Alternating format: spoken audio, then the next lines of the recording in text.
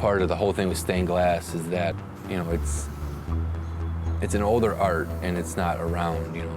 You find some guys that still do it, but like the Tiffany's and the gilds, those big gilds that used to pump out the windows, they're not really around anymore. You could buy the Chinese glass that's made, you know, and it's probably cut with a CNC machine.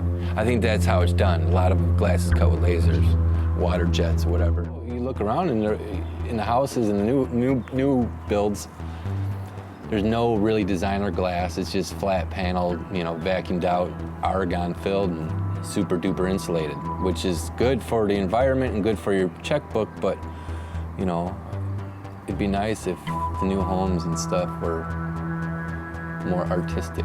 I think art, like creating art for me, it's like, yeah, it's something that,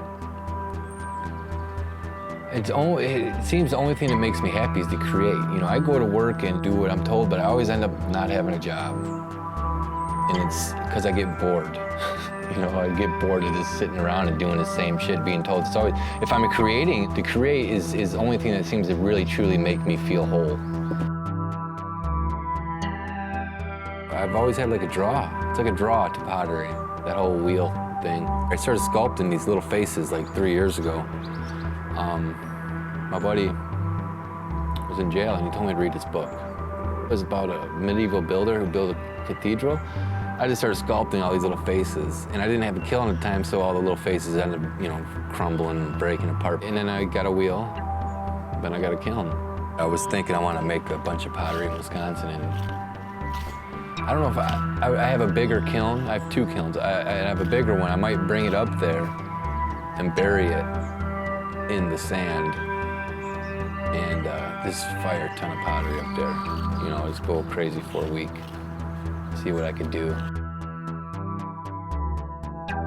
It's like, why would I want to make something? You know, why do I want to make this? You know, but when you get done and you actually see it, you know, you see your fruits of your labor, and it's a good feeling.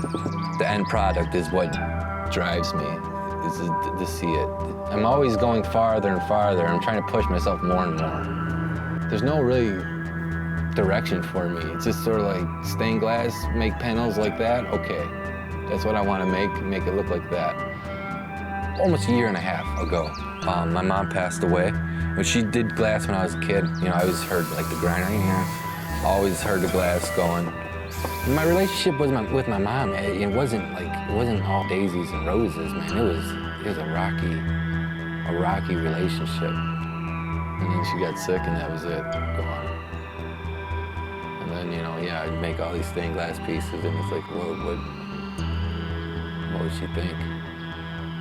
I think she'd be happy. It's really weird.